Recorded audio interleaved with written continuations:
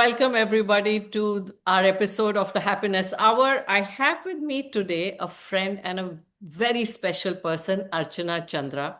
She serves as a board member and CEO of Vakeel Foundation, one of the largest Indian non-profits working with those impacted by mental challenges.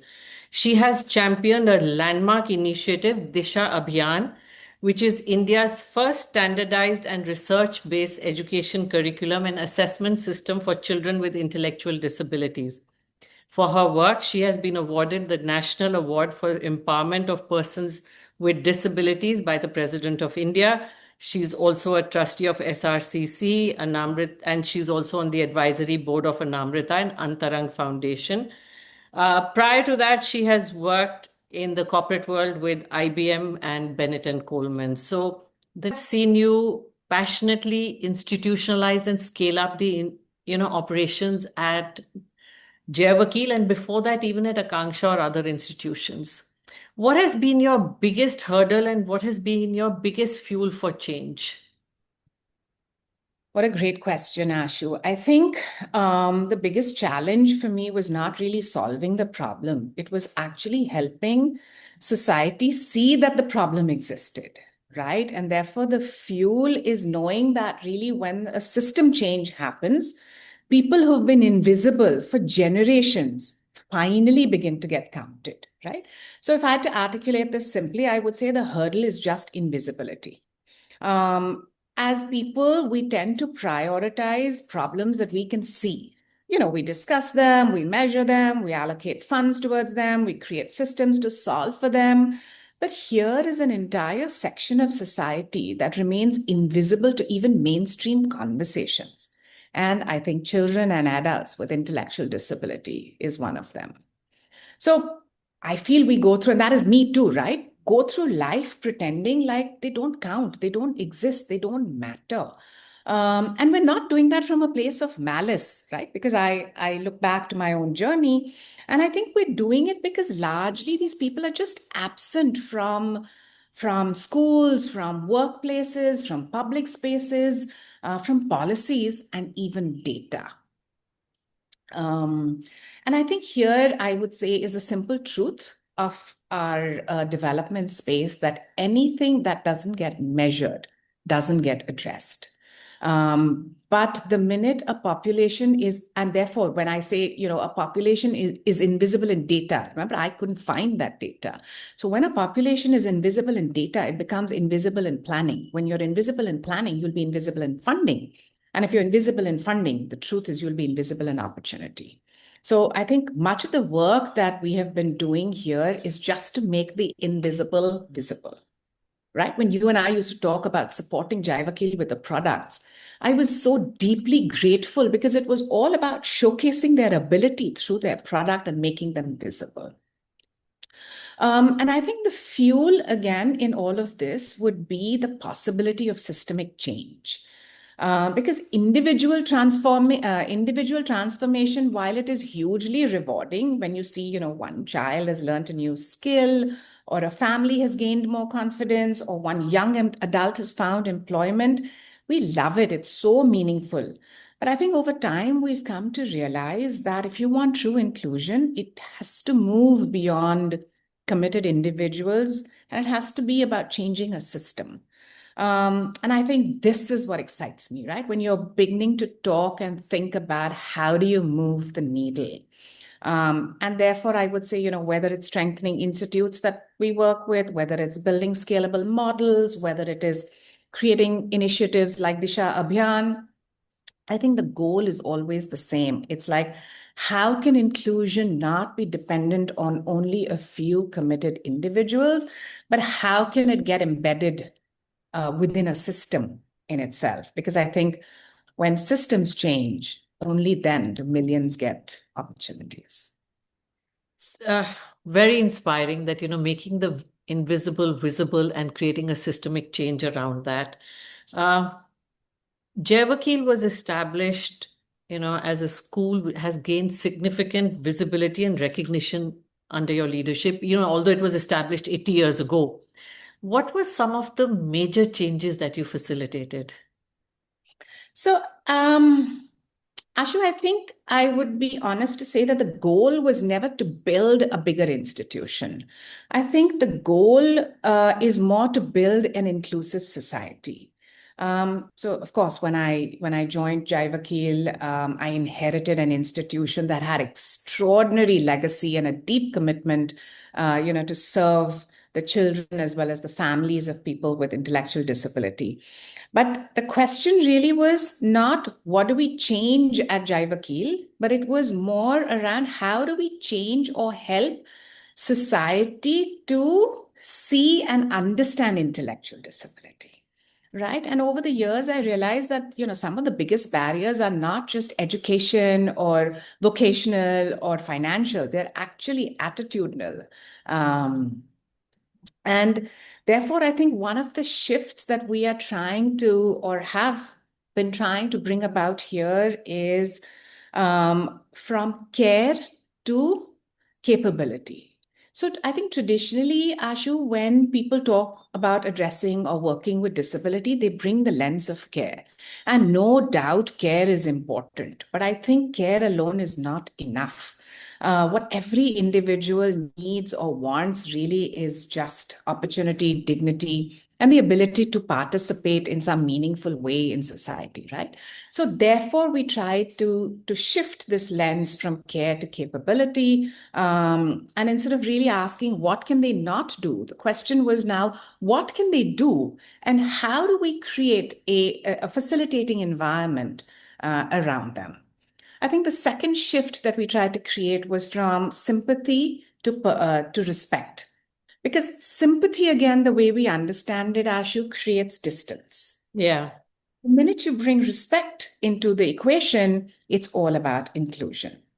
The third shift I think that we worked with or towards was moving from disability to potential. So I think every single child who walks through our doors at Jai Vakeel has abilities, has aspirations, and has possibilities.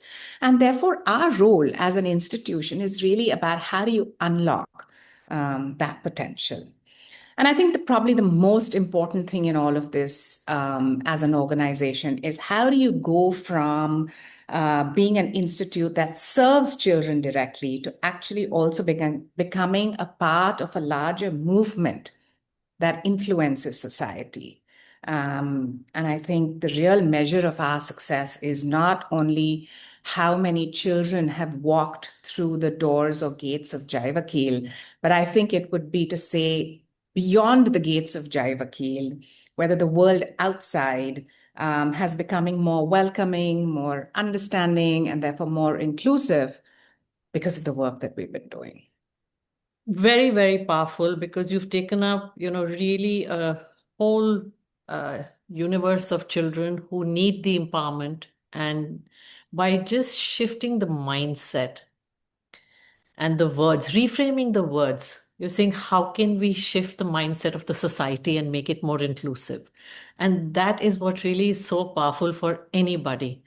Um, Disha Abhiyan, which has been a landmark initiative by Jai Vakeel. Your entire team has really produced something path-breaking, which is applicable and can be used by people across, not just like you said in Jai Vakeel, but outside of Jai Vakeel.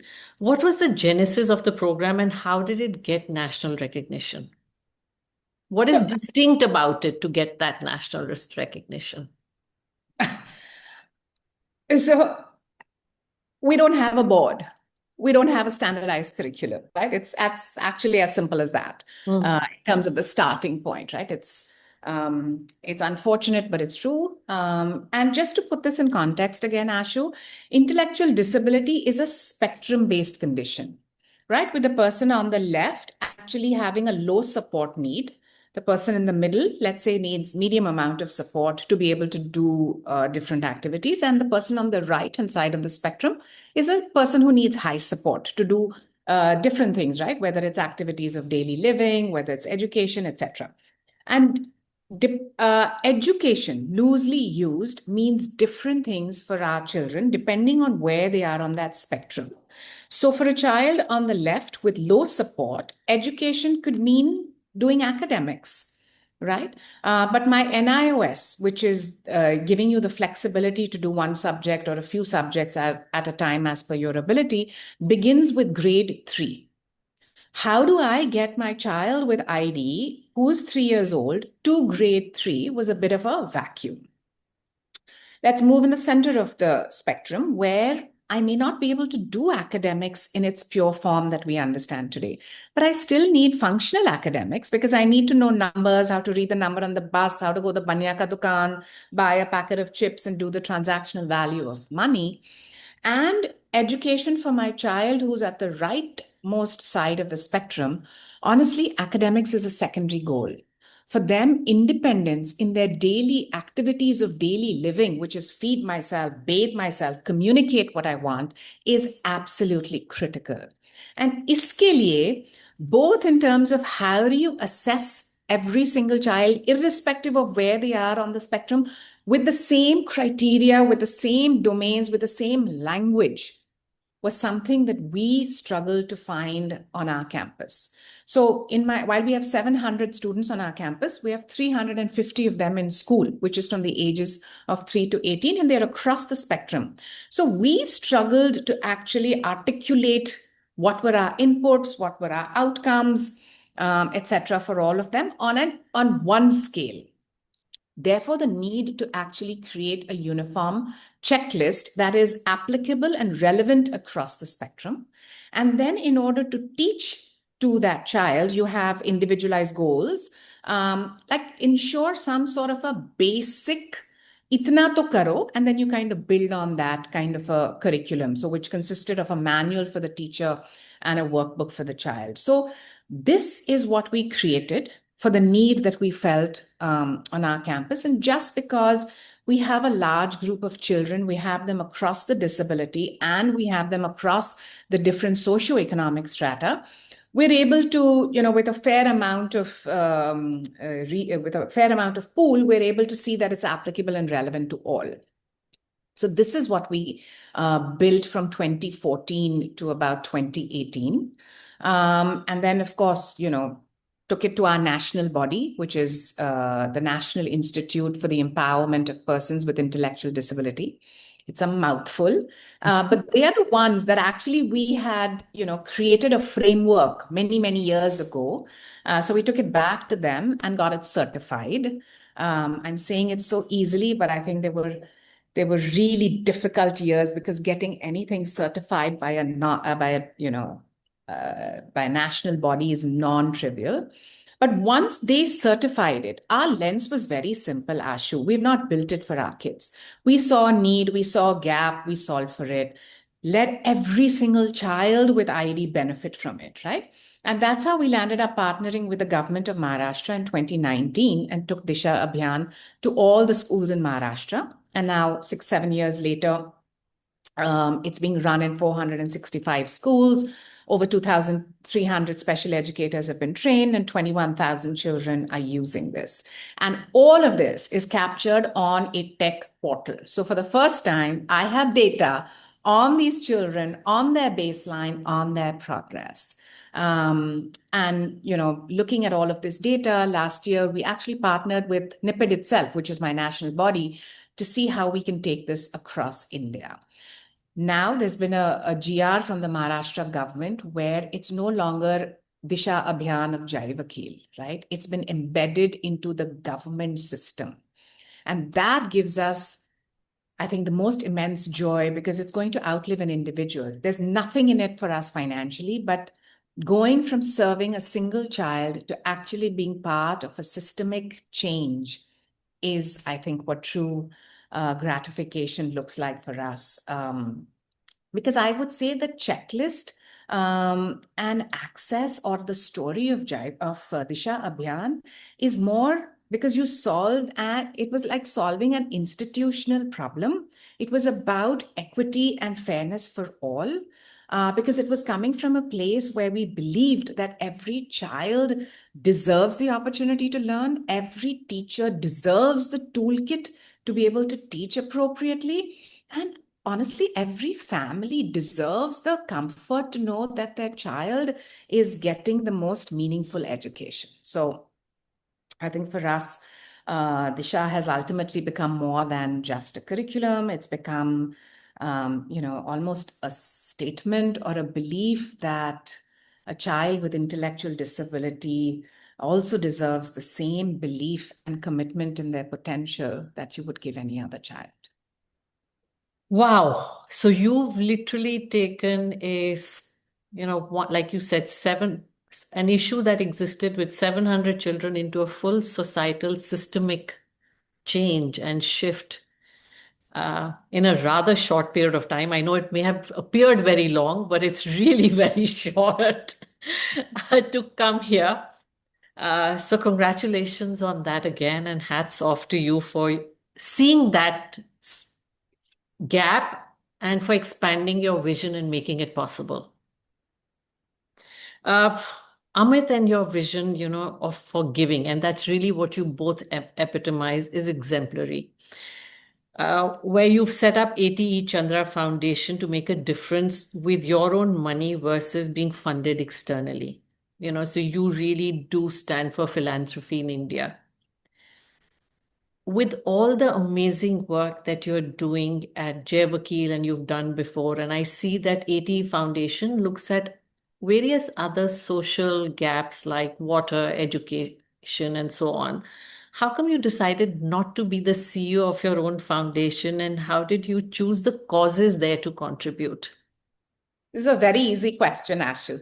Amit and I both grew up in fairly humble backgrounds where funds and resources were there. They were not extra. Both also got married fairly young. I was 22 and he was 25.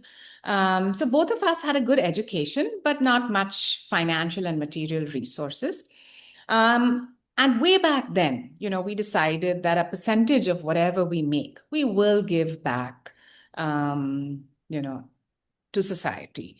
And over the years, that number just kind of kept evolving. And Amit, like enjoyed great success in his career very early on, where he went on to lead the investment banking in DSP Merrill Lynch when he was, I think, not even 30 years old. And with that came, more financial success. And so the amount of giving that we were able to now do grew. And at some point, of course, earlier we used to give to friends and family that we knew or to causes that we understood. But I think at some point we realized that might be nice to put some structure and framework around our giving.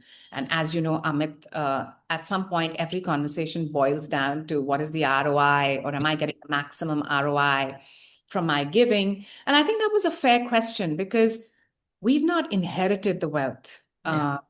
right? And while we are making it today, we do know it's not unlimited. And therefore, how do we really shift some needles or bring about some changes that excite us? So I think with that lens in mind, we said, okay, let's create structure around it. And then, of course, a really dear friend, Anuj Bhagwati. So by the way, my dear friend in Akansha is Sue Bhagwati, who's Anuj's wife. Ah, Just to close that loop. So Anuj said, I have a company which is ATE. We have a foundation. Why don't we just, do this together? And that's how really ATE Chandra Foundation was born in 2015. Like and I've said already, I came to Jai Vakeel in 2007. ah. And I think, honestly, it's fair to say that Jai Vakeel found me and not the other way around. So I was and am happy here. But for ATE Chandra Foundation, I think it was a collective endeavor, right? There's Amit, there's me, there's Anuj, and each one of us brings a very unique skill set, a very unique why proposition to this, including our individual strengths, experiences, passions, etc. And I think Amit chose to actually lead the foundation from the front and has over the years committed an extraordinary amount of both time, voice, energy, to bring the foundation to where it is in terms of its vision and engagement today. I think Anuj and my contribution has been there, but it's looking very different. So Let me try and speak to that a little bit. So at Vakeel in 2014, when we were trying to, do all of this, the CSR bill had just come out in 2014, but we found that people were very or more open to giving towards program, towards the child, the feeding of the child, the education of the child. Nobody was really wanting to give towards capacity building of the organization. And in our heads, it was like, if you don't build the capacity of an organization today, tomorrow, when you want to do scale and reach more, you will struggle. And that is really the problem that I took back to the table at ATCF. And I said, if Jai Vakeel is struggling for money for capacity building, I'm sure there are other organizations doing that too. And that is really how the vertical of capacity building was born at ATCF. Um, I think over the years, I have learned, or for me, Ashu, I have learned that leadership is not about a title. It's really a responsibility that you choose. And it therefore doesn't matter where your name appears on an organizational chart or grid, right? I think it's about what is the value that you're bringing to this mission. Um, and for me, therefore, the idea is simply to serve in whatever way I can towards the purpose in a meaningful way, if I may. Yeah, no, very much. No, I get that completely. So, you know, taking the lens from Jai Vakeel to how all this has transformed you. Because you earlier talked about how it's been a very transformational experience for you. So, how has living a life of purpose and building this legacy of love and dignity impacted your personal life or you as a person? So I would say, Ashu, I think this work has taught me the importance of working with both the head and the heart. Right? Because I think it is the head that helps us build the system, solve the problem, create scale. But I think it is really the heart which reminds us, why are we doing this work in the first place, right? And again, when we look at life, I think in most areas we measure success by the big, substantial material achievements, right? But when you work with children and adults with intellectual disability, you actually learn to celebrate progress differently. Sometimes success can look like a new word learned. It can look like a new behavior. It can look like a small, like a moment of connection, or it can look like a small step towards independence, right? And I think, therefore, over the years, my question has changed from, so how far have we come, to actually, are we just moving forward with this child? I think the other change it has helped me arrive at is just looking at and understanding the word different differently, right? So, I mean, society says this is the disability, and I'm saying it's just diversity, right? Because all of us have different ways of learning, different ways of communicating, different ways of experiencing the world. So I think for me, I'm just beginning to see and appreciate how I see people. Because I think, again, Ashu, because beneath all of these labels and all of these differences, kya chahiye humko? We all just want to be seen, we want to be valued. And like we were discussing earlier, we want to be loved. And when you interact with these parents, I'm telling you, it's a masterclass in resilience. Another change, I think, and this is a very personal one, is if you want something to change, you have to learn to be vocal and loud about it.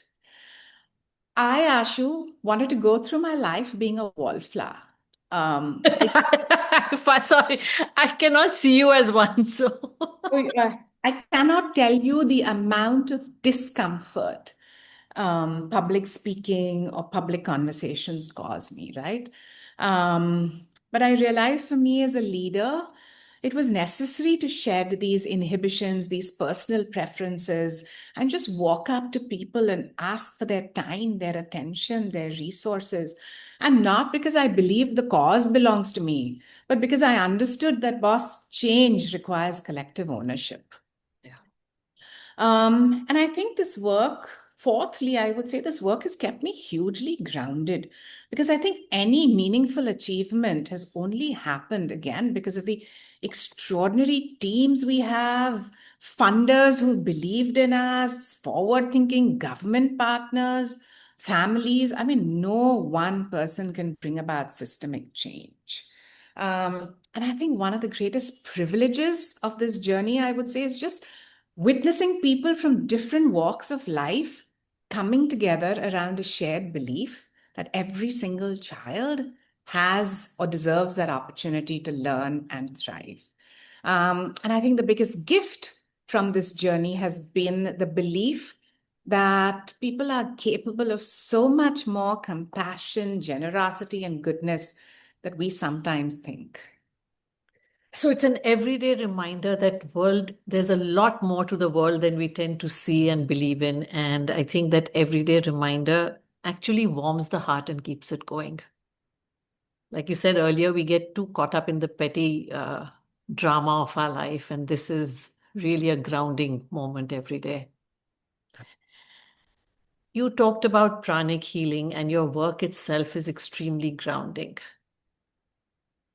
Uh, what are there any practices you follow consciously every day to stay like this? You say you like to be a wallflower, and I've always seen you as this vibrant, radiant, smiling person. So, what is the secret behind that person?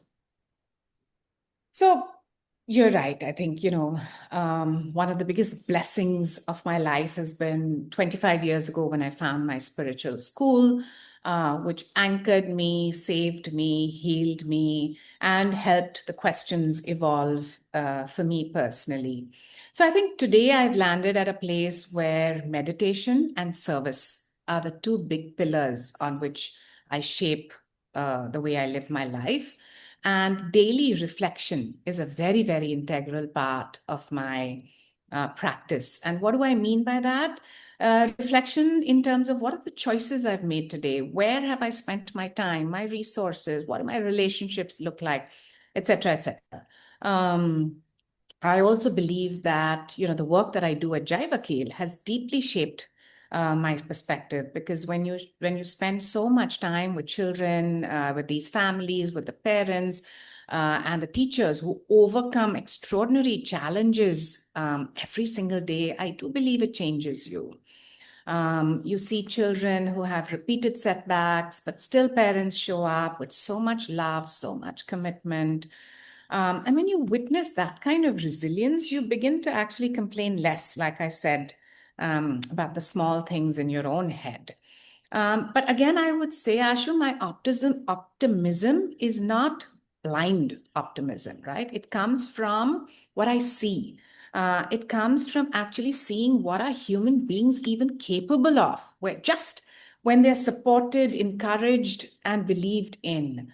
For me, all of this also leads to like a little bit of a quiet peace that comes from being part of this beautiful, meaningful work. Um, and of course, over the years, I've become less vested in, the individual successes, but more talking to the larger question of how are we moving the needle? How are we creating this change that will outlive individually any of us? And how are we going to ensure that, historically, this whole group of people that have been left out, how are they finally going to be counted and supported?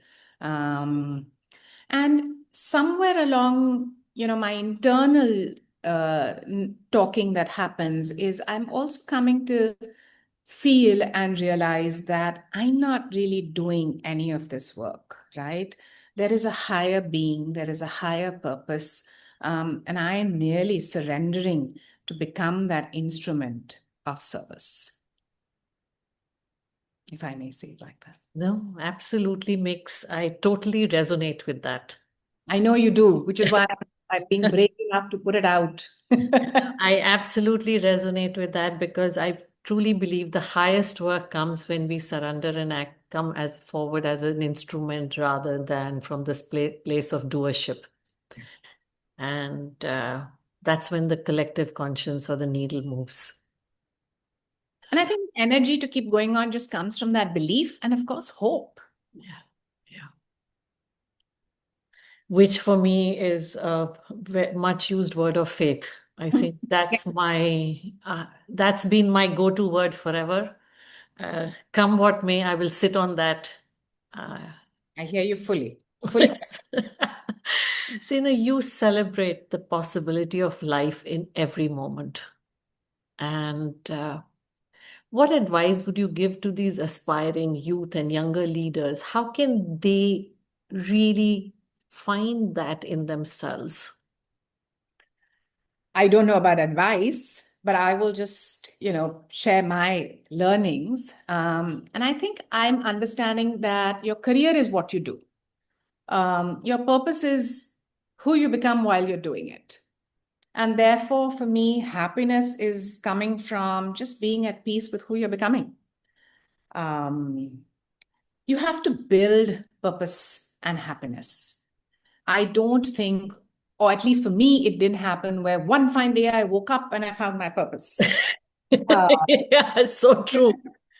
it didn't happen for me. And therefore, again, happiness is not something that you're just going to stumble into. It's something that you're going to have to cultivate, right? And therefore, I would say purpose is built by the choices that you make. And again, happiness is therefore what you cultivate from just gratitude, from the friends that you keep, and how you spend your time and resources, and of course, continued learning. I mean, many years ago or 25 years ago, if you had asked me, will you be working in the social sector? Will you be working with children and adults with disability? The honest answer would have been no. But today, when I look back at the choices that I made, I can see that thread, right? At that time, I was merely talking to the choices in front of me. I was choosing towards a purpose, and I found them making me happy. So I think they have to be cultivated and found. I would also encourage, I think, young people to just travel, especially within India, and just go meet, people from different backgrounds, socioeconomic, and hear their stories because there's just so much to learn from them on the ground. And lastly, I would say just seek people who ask questions, who challenge your assumptions, who push you out of your comfort zones, people who care about growth, not just their own, but that of the others as well. Because I have found that the people you surround yourself shape your thinking far more than you realize. And honestly, attachment to titles, positions, milestones, keep it low. Yeah, focus on the human being and life actually works itself out. Beautifully. Yeah, so thank you so very much. This has been really enriching for me as well. Uh, Ashu, for doing what you do. I think it's important, I think, what you're trying to do and how you're doing it with so much love, patience. It's coming through in our conversations as well. So thank you for that. Someone up there, it's that higher power. Yeah. It's really the higher power. Thank you. Thank you. Thank you, Ashu. Bye. One